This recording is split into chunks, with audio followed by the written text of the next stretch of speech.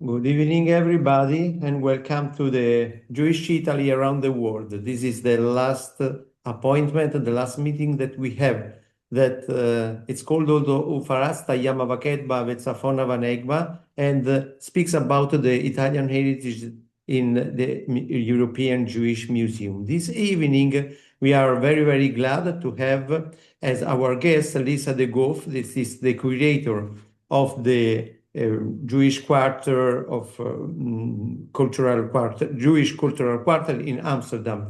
The well-known, perhaps everybody of you knows about this is important Jewish museum that is sited in Amsterdam around the Snoga synagogues.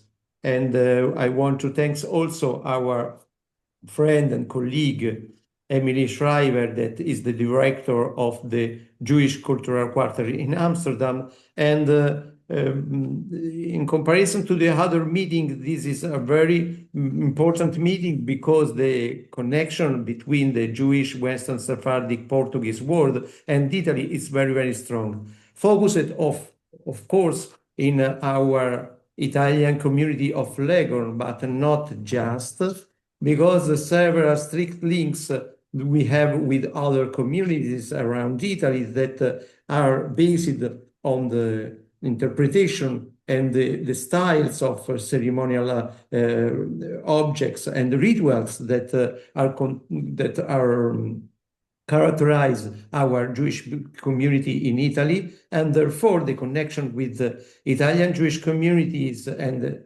their heritage and the Jewish cultural quarter in Amsterdam is very, very strong. Therefore, we are really, really glad to give the floor to Lisa de Goff, that is curator in the Jewish museums in Amsterdam. And Lisa de Goff studied at Leiden University and the University of Amsterdam, and right now, by 6 years, is the curator in the Jewish Cultural Quarter. And her focus is on the Echalot and Merkabah literature, that is the Jewish mystic literature. And she is the curator of the collection of the Portuguese Israelite community. And therefore, I'm very, very glad to give her the floor by the name of the other colleagues, curators and directors of the Italian Jewish Museum that I see that several of them are connected right now. So please, Lisa, it's the floor. Thank you for being here, our guest.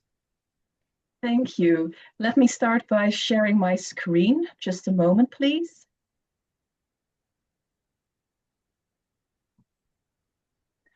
All right. Good evening, everyone. Thank you very much, Amadeo, for this kind introduction. And many thanks to the MEIS for the invitation to present a number of Italian objects from the collection of the Jewish Cultural Quarter in Amsterdam. It is truly wonderful to see that you have all taken the time here to be here today.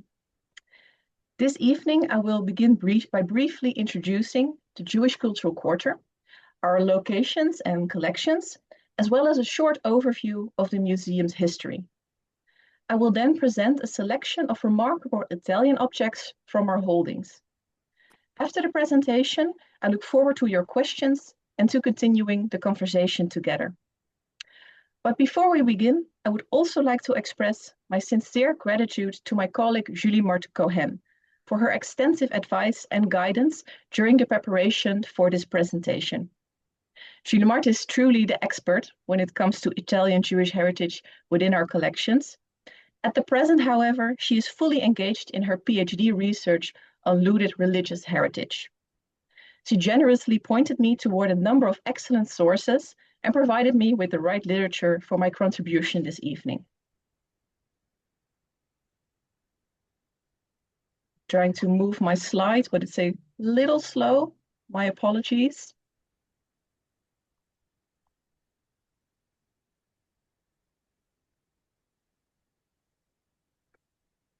There it is.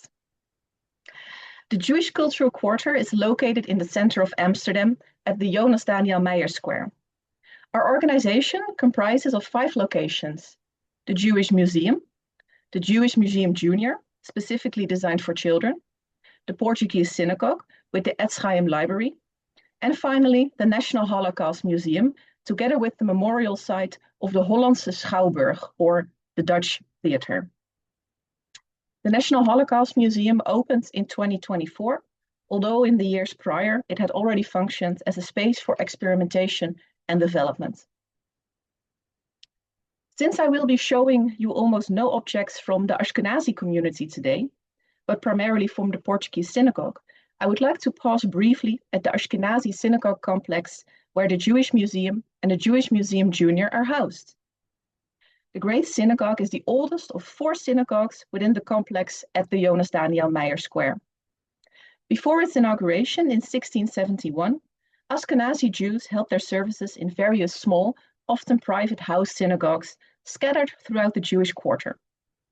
The influx of new migrants and refugees from Germany and Eastern Europe during the 17th century was so substantial that in 1670 it was decided to purchase land and construct a large synagogue. The Great Synagogue, as you can see on this etching here, was designed by Elias Baumann, and its festive inauguration took place on the 25th of March, 1671.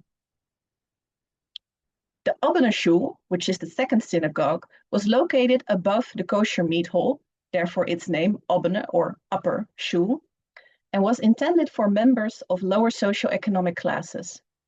It was initially constructed in wood in 1686 and later replaced by a permanent brick building in 1688.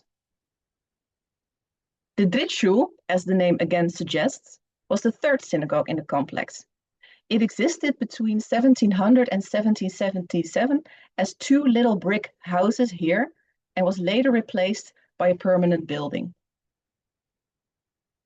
The new synagogue is the youngest and largest synagogue building within the complex. During the 18th century, the community grew rapidly and required additional space. In 1752, the new building, designed by G.F. Maibaum, was inaugurated. And here you see the new synagogue alongside the older Great Synagogue. The Jewish Museum originated from the Society of Jewish Scholarship in the Netherlands, which was founded in 1990. The society was invited by the Amsterdam Historical Museum to curate an exhibition in the tower room of the Waag building, or the weighing building, in the city center. In the preceding decades, the first exhibitions devoted to Jewish objects and subjects had already been shown, including in Amsterdam, and between 1926 and 1930, the Society organized a total of 6 exhibitions at this location. Here you can see a photo from one of these exhibitions. In 1930, the foundation for the Jewish Historical Museum was established, and on the 24th of February 1932, the Jewish Historical Museum officially opened, once again in the same tower room in the weighing building. 8 months after its opening, the collection consisted of 335 objects. By the end of 1937, this number had increased to approximately 630.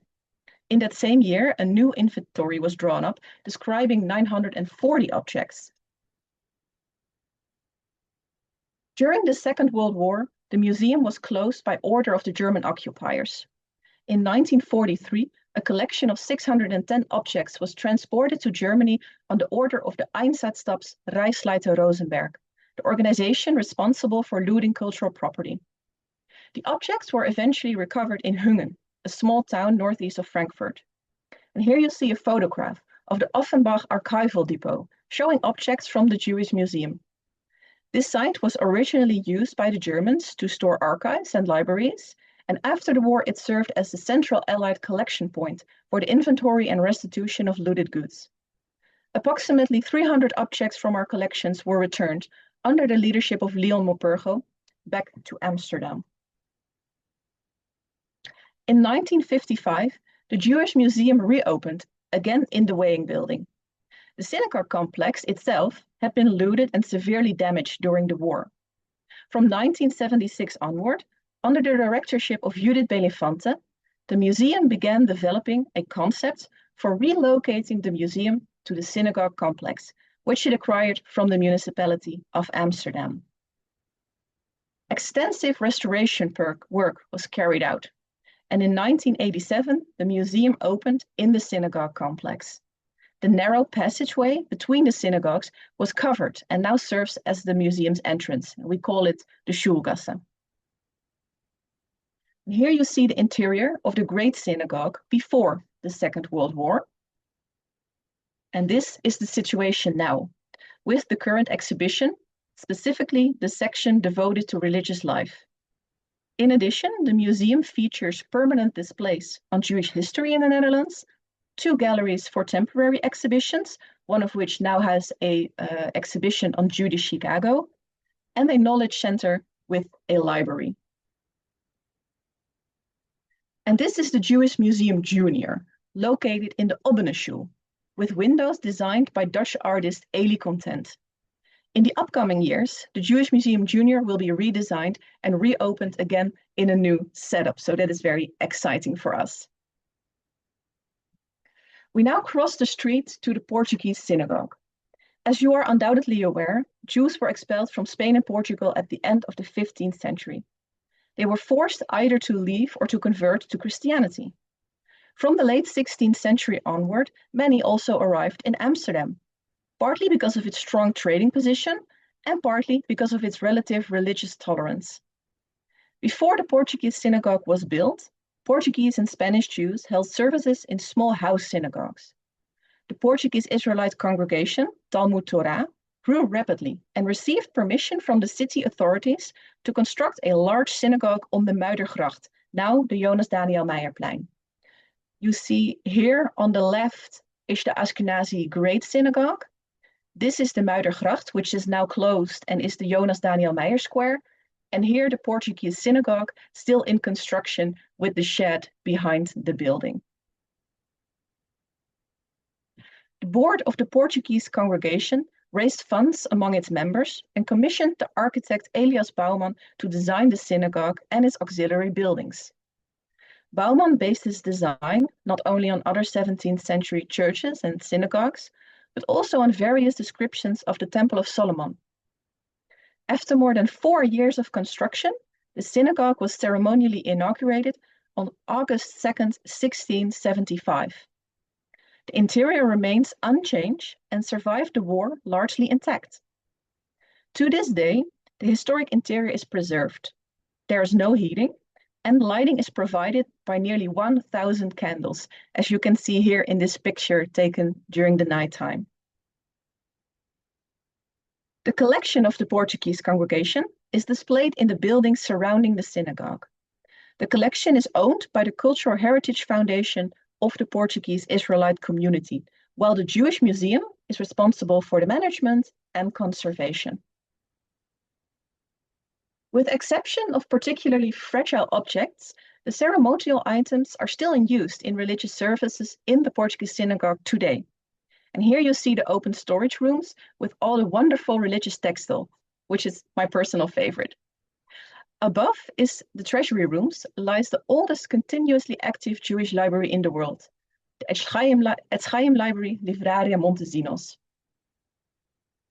It was founded in 1616 as part of the Talmud Torah Educational Institute, and it has been housed in its current location within the Portuguese synagogue complex since 1675. The library, which holds approximately 500 manuscripts and 30,000 printed works, boasts a rich collection relating to 17th, 18th, and 19th century Judaism, and has been an integral part of Amsterdam's cultural heritage for more than 4 centuries now. The school library forms part of the present Etz Chaim collection and demonstrates that alongside religious education, there was a broad interest in a wide range of other subjects such as science, maths, and geometry. The collection also reflects the maintenance of an Iberian identity alongside a strong embrace of Amsterdam as a new home base. In 1889, the librarian David Montesinos donated his personal collection of manuscripts, books, and prints on the condition that it be accessible to the public at least 2 days a week. Since then, the collection has consisted of 2 parts, the books of the Etz Chaim School and the private collection of David Montesinos, together known as the Etz Chaim Library Livraria Montesinos. A few minutes walking from the Portuguese synagogue, you will find the Hollandse Schouwburg, or Dutch theater. The Dutch theater was a theater located at the Plantage Middelaan and, before the war, operated as a Jewish-owned enterprise. In 1941, the German occupiers changed its name to the Joodse Schouwburg, or Jewish theater, and decreed that performances could only be staged by and attended by Jews. In 1942, the Germans requisitioned the theater as an assembly point for Jews who were to be deported. The building thus acquired a dual function. It served both as a reporting center for Jews summoned for deportation and also as the place where Jews arrested during raids and by citizens were brought. In 1947, the Hollandse Schouwburg Foundation purchased the building, thereby preventing its return to use as a theater. In November of 1958, the municipality of Amsterdam decided to designate the building as a memorial. And from 1962 onwards, annual commemorations are being held here. In 1992, the Dutch theater came under the auspices of the Jewish Historical Museum. And from that moment on, it was no longer solely a site of remembrance, but also assumed an educational function. And in 2024, it has formed part of the National Holocaust Museum, located directly across the street. Here you see the new building. Here, from 1924 onwards, a nursery was located at Plantage Middelaan 31, directly opposite of the Dutch theater. Both Jewish and non-Jewish children were cared for there, and the staff was also mixed. During the occupation, however, all non-Jewish staff members were dismissed following a German decree in 1941. In October of 1942, the building was requisitioned and as an annex to the Dutch theater, and the function of nursery changed drastically. Children up to the age of 13 were separated from their parents and forced to await deportation here. From the nursery, hundreds of children were rescued and transferred to hiding places with the assistance of the resistance. In total, approximately 600 children were saved in this way. In 2024, the National Holocaust Museum opened in this building. Although the Jewish Cultural Quarter consists of multiple locations, the collection as a whole is unified, with the exception of the collection of the Portuguese Israelite community. Our collection focuses on Jewish history, culture, religion, and art in the Netherlands, and comprises of around 18,000 artworks and objects, 40,000 photos, 20,000 archival documents, and we have a knowledge center with over 27,000 books, articles, and audiovisual materials. The collection of the Portuguese Israelite community is housed in a separate foundation, as I mentioned, and consists of over 800 ceremonial objects made of silver and also religious textiles. And the Etz Chaim Library, Livraria Montesinos, has approximately 500 manuscripts and 30,000 printed works. Approximately 5% of the collection is on display currently in permanent and temporary exhibitions, but we also make the collection accessible in various other ways. Through our online catalog, you can view the web address here. Via national and international loans, people can request objects to be seen in the Knowledge Center, and through online platforms, including Europeana and the European Holocaust Research Infrastructure. Perhaps you are aware of them, and also several Dutch platforms. I would now like to turn to the objects that I wish to discuss with you this evening. During the preparation of this presentation, I noticed that we actually have relatively few concrete examples of objects with a clearly identifiable Italian origin that are also connected to an individual personal story. This is quite striking, given the many historical connections between Jewish communities in Italy, such as those in Venice, Livorno, and Mantua, and the Portuguese community here in Amsterdam.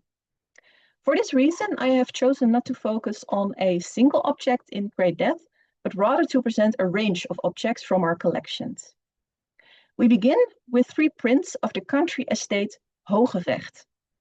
Here we see the facade, behind some trees, of this luxurious country house in a book illustration by Daniel Stopendaal from 1719. House Hogevecht is located along the river Vecht, near the village of Maarsen in the center of the Netherlands. The earliest reference to this remarkable house dates to 1660.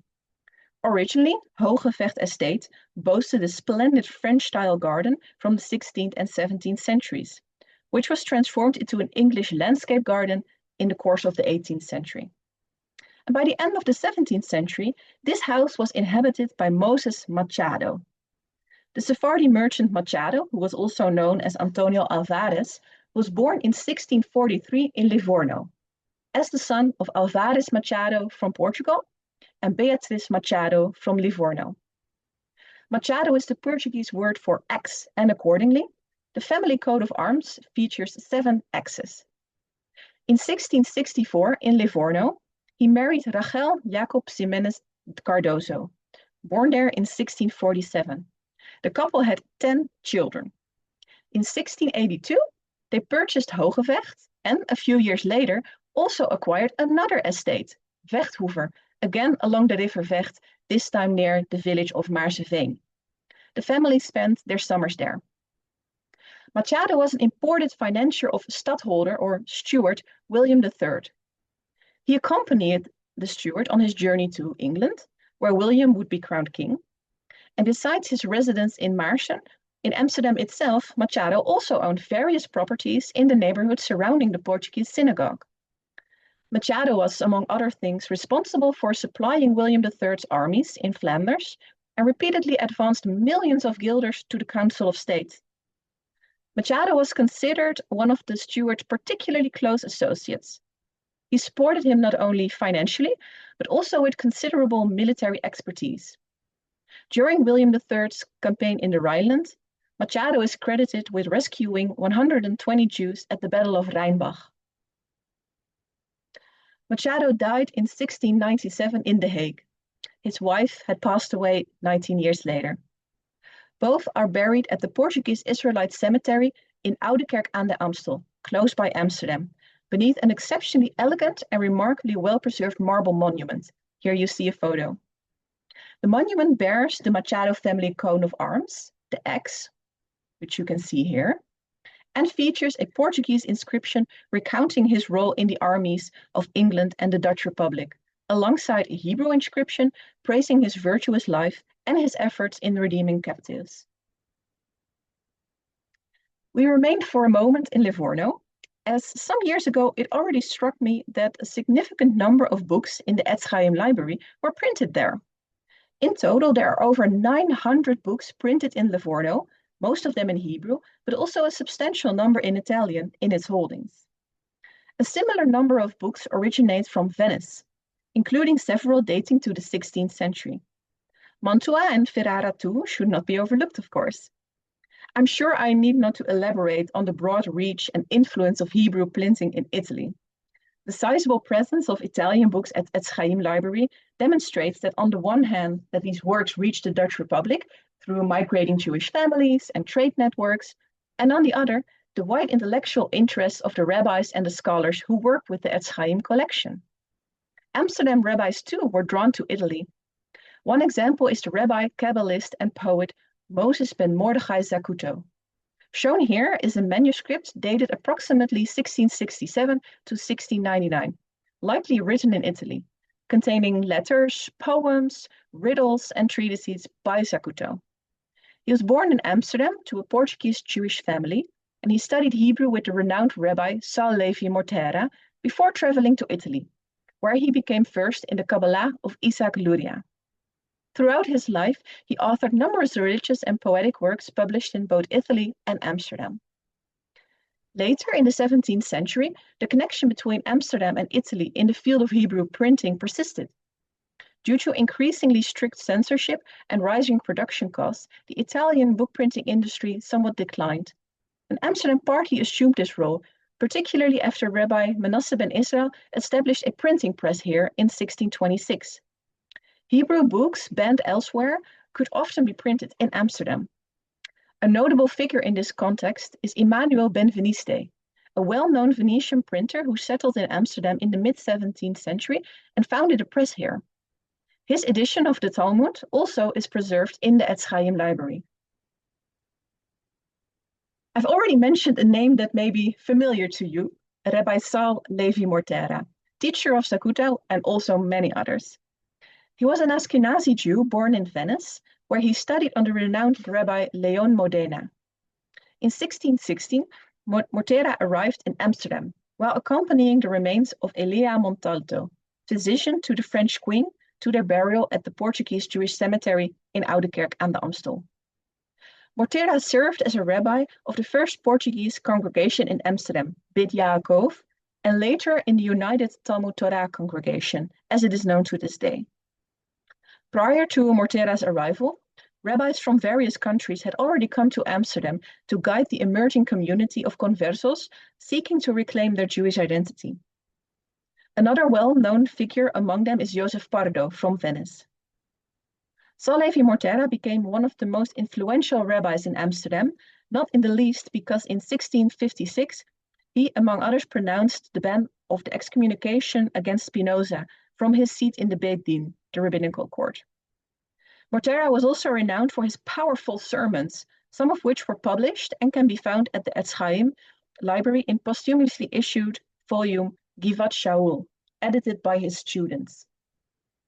His most famous work here, however, is Providencia de Dios con Israel, in which he responds to Christianity and outlines his theological views.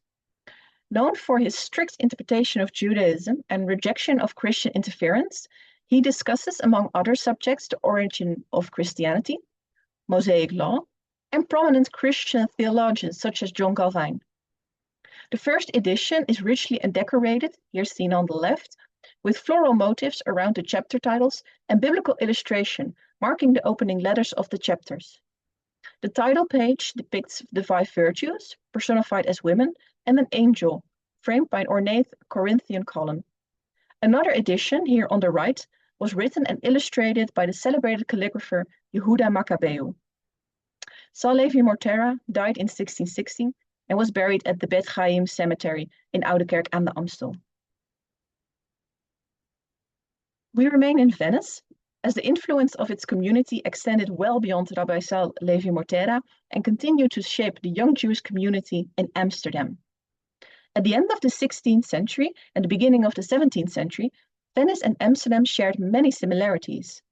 They were both cities in which Jews were tolerated and commerce flourished, partly due to their advantageous maritime locations. There were, however, also notable differences. In Amsterdam, there was initially a debate as to whether Jews should be permitted to settle here at all. Ultimately, considerations of religious freedom and economic benefits prevailed. Jews were allowed to settle here. There was no ghetto, no compulsory identifying marks to be worn, and no special taxes imposed. Nevertheless, regulations existed to limit interaction between Christians and Jews in the city, particularly to prevent conversion and sexual relationships. From the inception of the first Jewish congregations, Venetian families were already represented, although most members had initially come directly from Portugal. Among the rabbis invited to lead the new congregation was Joseph Pardo, whom I mentioned earlier. Born in Salonika, he spent his youth in Venice, and in addition to his communal leadership, Rabbi Pardo introduced a remarkable charitable organization in 1615, the Santa Compagnia de Dotar, Orfas e Donzellas, commonly known as the Dotar. This charitable organization provided dowries to Spanish and Portuguese orphaned girls through a lottery system. Although not identical to the Venetian organization founded in 1613, so 2 years earlier, the two shared several features, including the lottery mechanism. The Dotar Association still exists today, here you can see them, and the objects displayed here belong to the foundation itself and are preserved in the collection of the Portuguese synagogue. One particularly valued object group within our collection are the Esther scrolls, created by Salom or Salomon Italia. Originally from Mantua, Italia arrived in Amsterdam as an engraver, etcher, and designer, residing and working there from approximately 1641 for some 15 years. He is especially renowned for his illustrated Esther scrolls, his ketubot, and his portraits of Rabbi Manasseh ben Israel. He lived in the vicinity of the Portuguese synagogue, and Esther scrolls by his hand are found in the collections of other Jewish museums as well. Here you see a delightful little detail from the scroll you saw earlier.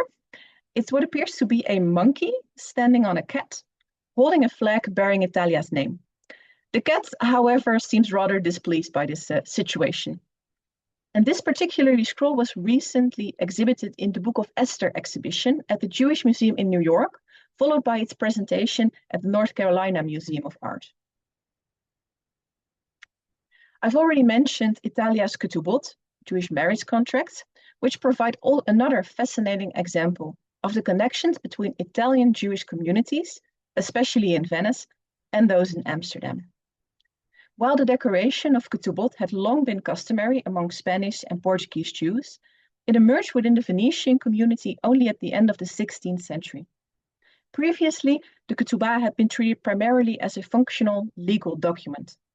Following Iberian traditions, however, the contract was now displayed to the community during the wedding ceremony, giving visual decoration new meaning. Calligraphy, ornamental motifs, and imagery allowed couples and families to express identity, piety, and of course also status and wealth. As you well know, the earliest and most lavishly decorated ketubot originate from Venice. For a detailed discussion of design developments, I refer you to the work of Professor Shalom Sabar. Amsterdam soon followed suit. By the early 17th century, the first decorated ketubot appear in Amsterdam. Typically, the standard text is arranged in a single central column, with personal stipulations added below. In Venice, two-column layouts are more common, although both formats occur. Surrounding decorations often appear in cartouches. Venetian book title pages also served as artistic inspiration. Floral and plant motifs were popular, as were symbols of marital union, such as clasped hands, also seen here above, and references to the senses and the cosmos. Now, shown here is a marriage contract from the Etz Chaim library, and it's the ketubah of Isaac de Pinto and Rachel da Vega, dated in 1654. Manuel Alvarez Pinto, as he was also known, was born in Antwerp in 1629, the son of Gil Lopez Pinto and Inés Ribera. In 1646, the family moved to Rotterdam, also in the Netherlands. In 1648, Isaac married his cousin Rachel da Pinto Henriquez, who died shortly after giving birth to their son David Emmanuel in 1652. In 1651, Isaac had already purchased a stately residence on the Antonie Breestraat in Amsterdam, later known as the Pinto House, and is still known today. Under family pressure, he remarried, and this time to Rachel da Vega, born in Lisbon in 1655. They were married in 1655. The decoration surrounding the text was designed by Salom Italia. In addition to the floral motifs, cartouches depict biblical scenes symbolizing an ideal marriage, including examples such as Abraham and Sarah and Jacob and Rachel. The cartouche on the upper left here shows a wedding ceremony in contemporary, then 17th century Amsterdam. The frame was produced using copper engraving and then hand-colored. This method of repeatedly using engraved frames for ketubot became common in Amsterdam during the 17th century, whereas in Venice the preference for entirely handcrafted documents persisted. Not only Venetian designs circulated widely, Amsterdam designs too were adopted by other Jewish communities throughout Europe. Now, and what makes this document particularly noteworthy is that the marriage contract was also signed by Rabbi Manasseh ben Israel, and here he is depicted in an illustration by Salom Italia. Italian influences can also be found in the religious objects used by the Sephardi community in Amsterdam. Although most of these objects were not manufactured in Italy, their constituent materials often originated there, as in the case with this large tibah cover. To lend appropriate splendor to synagogue services and to surround the Torah with holiness, no expenses were paid on the Kleit Kodesh, ritual objects used during worship. At the same time, donation of precious gifts to the synagogue offered affluent congregants an opportunity to express both piety and wealth. Luxurious fabrics were used to create ritual textiles, and members of the Portuguese congregation purchased costly textiles in, among other places, Italy, drawing on their international trade networks and imported them to the Dutch Republic. Alternatively, fashionable garments were repurposed into Torah mantles, teva covers, and sefer coverings, and also wrappers. This striking red cover is made of velvet with a silk lining. The side panels are decorated with multicolored appliques and a richly embroidered symmetrical pattern of stylized flowers and leaves, executed in various techniques. Along all edges run a trim of multicolored woolen tassels. Owing to its vivid colors, this cloth is known as the harlequin cover. The fabrics are Italian, possibly Venetian. And a brief note on the scale. This is quite a large textile. Those of you familiar with the Portuguese synagogue in Amsterdam will know that the teva itself is substantial, requiring coverings of considerable size. This cover is still in use today during the festival of Purim. This teva cover similarly features a splendid embroidered fabric of Italian origin, but was made here in the Netherlands. The textile itself dates approximately 1730 to 1740, while the cover itself was likely assembled here about a century later. It was donated to the congregation by a member of the Soissons family. The Parnassim, or board of the congregation, maintained meticulous records of the donations, which allows us to identify the donors today. And this cover is used during Passover. Accompanying this cover is this yellow sefer cover, made from the same fabric. And if you look closely, I will point it out here, you will notice a seam running across the central panel, but it's slightly offset rather than perfectly centered. And this suggests that the seam pre-existed the reuse of the fabric, indicating that the textile may originally have formed part of a garment. Similar evidence of reuse appears in other textile objects from the Portuguese congregation's collection. It's always very fun to try to look for things like this. When we think of fabrics repurposed from clothing, we often imagined women's dresses, but men were just as eager to dress according to the latest fashions. This Torah wrapper is made of luxurious Italian green silk velvet from the early 17th century. And it's a type of fabric frequently used for men's doublés or snug-fitting jackets. On this wrapper, no seams are visible though, suggesting that the fabric was likely acquired specifically for this purpose rather than reused. But before concluding this evening's presentation, I would like to pause briefly at a group of objects deserving special attention: the Torah mantles of the Portuguese community in Amsterdam. These objects are particularly interesting when examined in relation to Italian Sephardi mantles. My colleague Julie Mart-Cohen has conducted extensive research on this topic, and I highly recommend her publications on Amsterdam Torah mantles to those interested. Sephardi mantles differ from their Ashkenazi counterparts, as I'm sure I don't have to tell you.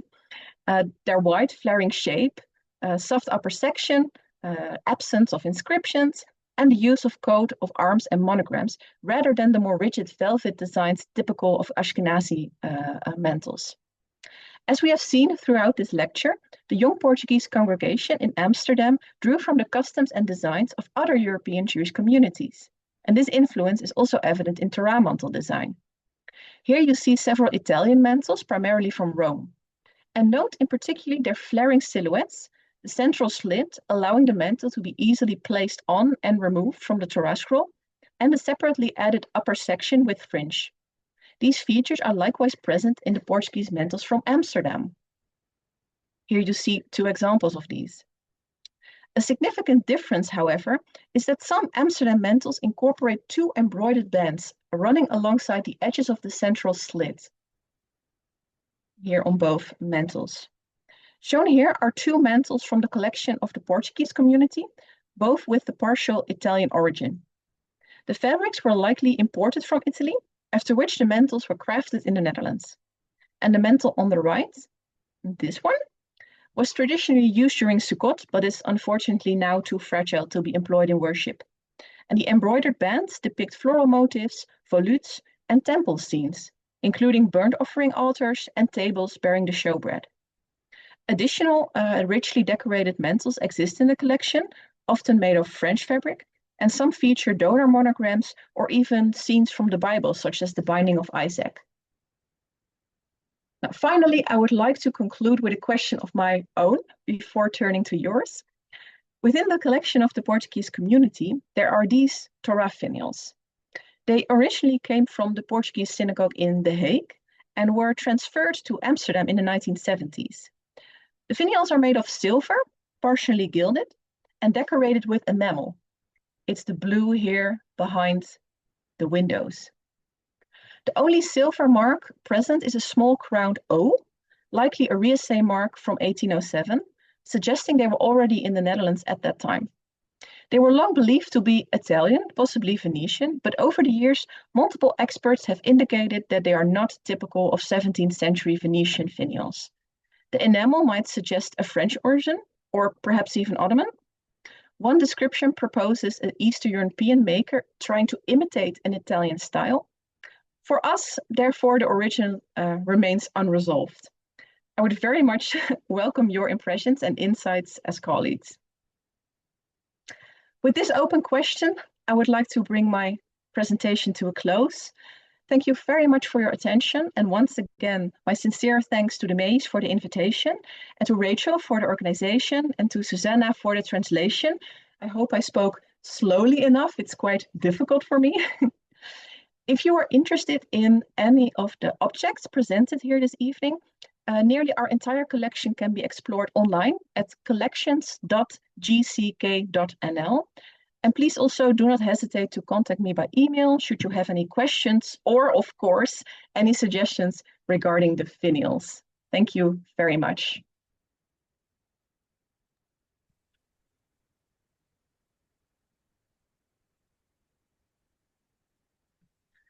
Thank you so much, Lisa, for your amazing presentation. You're welcome. Now I'm gonna switch and speak in Italian. Right, so I'm going to ask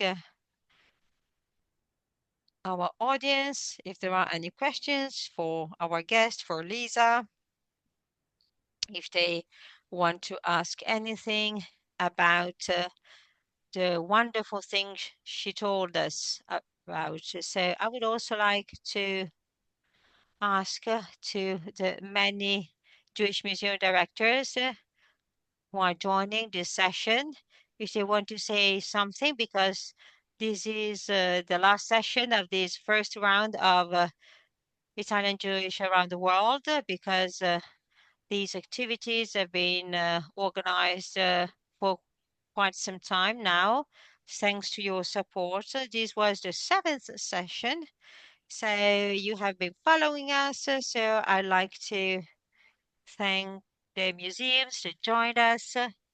So, and then I will straightly give the floor to Mrs. De Benedetti's, the Museum of Fine Arts of Boston, the Maj from Paris, Bicentennial Foundation Museum of Turkish Jews from Turkey, Nahon Museum, Jewish Museum of Greece, and last but not least, these.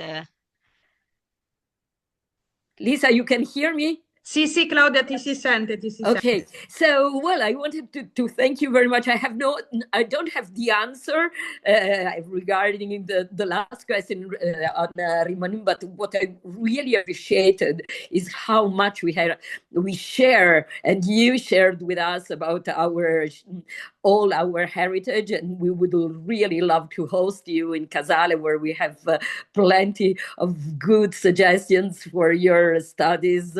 And not only it has been a huge season, and thanks to Rachel, to MEIS, to all of you who really gave us an insight about a big world, which is the Italian Jewish museums and Italian heritage linked with all European museums. So thank you very, very much, and see you soon. Thank you. Okay, we have a question from Vicky Sims.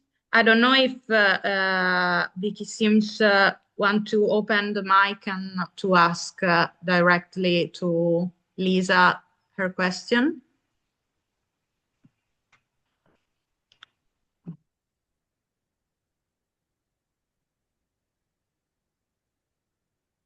Sì, volevo capire all'inizio della presentazione, at the beginning of your presentation, you showed the Ashkenazi synagogue and said they needed to build it because there was an influx of Jewish Ashkenazi population in that period.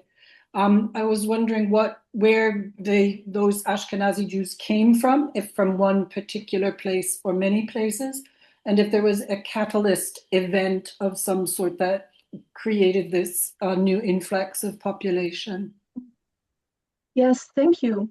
Most of the Ashkenazi Jews that came to Amsterdam, specifically during the 18th century, were from Poland, Ukraine, other Eastern European countries, and they were mostly driven either by persecution, pogroms that took place, but also often they were quite poor. So some people also came seeking financial opportunities, trying to find jobs, and hearing, of course, about the Amsterdam community and the relative tolerant stance of the Amsterdam municipality. Because, of course, in a lot of Eastern European countries, life was quite hard for Jewish communities. We also, for example, have had in Amsterdam smaller synagogues specifically for Polish congregants, Russian Jews. So there were multiple smaller congregations, but the communities that housed here at the Jonas Daniel Meijplein were the largest. And because the influx remained quite high, every time a new synagogue was built, it was very fast too small again. So they had to keep building. It's also interesting, if you ever visit the Great Synagogue here in Amsterdam, you will see the mechitza, so the barrier separating the women who were sitting on the upper floor. You can see here in Amsterdam, it's not completely round, but it only covers two sides. And one side has a lower barrier. That is because the community grew so rapidly that all the men downstairs had too little room. So the women had to squeeze in so that a part of the upper section could also be used for the men to sit. Thank you so much, Lisa. We have also Olga Melasecchi who want to say something. She's the director of the Jewish Museum of Rome. Okay. Olga? Grazie. Thank you to everybody. Thank you to MEIS, to Amedeo, and all the staff for these wonderful projects of this video that I saw just a little of them, but they are always very interesting. And thank you, Lisa, for your presentation. Give to Julie Marthe a lot of hugs from me, because she's a very friend of mine and she's a very, very good scholar. And she knows the Italian Judaica very well. And I saw I know your collection of textiles, ceremonial textiles is wonderful. It's like similar the Roman one. And I don't know the finials that you show. I've never seen in Italy such a style, so I don't think they are Italian. Yeah. Yes, thank you. I don't know what Amedeo can think about it, but I don't think so. Okay. Thank you. Yeah, I think we are also, as the time goes on and on, leaning more towards a non-Italian background. but still, it's very nice to hear your opinion. Thank you so much. And No, thank no. you so much, by the way, for because I visited the museum in Rome, I think 2 years ago, and I bought the catalog because I was so in awe by your wonderful presentation of especially the textiles. And it was Mhm. great because I actually, I don't know if you saw the pictures I used are from that Yeah, yeah. publication. So thank you so much for making such a wonderful book. So I still have the feeling of having some Okay. textiles I from think Rome here in Amsterdam. you took the pictures from the exhibition in Florence. No, it was in Rome. You took the photographs. Yeah, was it in Florence? Because I have them from the book. And it's a, I don't know the title from the top of my head. I don't have it here at my Uh, desk. I But I think think it was for treasures from the collection of the Jewish Museum in Rome. Yeah, but I think you saw them in the because we haven't an exhibition on in Rome. But it's in they are in the permanent Mhm. exhibition, but not. Oh, Well, I will double anyway, check. it's okay. Thank we you. can talk separately about it. Thank Okay, you. thank you. Bye bye to everybody. Thank you, Olga. Thank you, Lisa. Thank you very much to all our loyal participants for this first edition of Italian Jewish Around the World. We hope to have soon a second season next year. And please subscribe to our newsletter. We're going to have several events, both in Ferrara and online.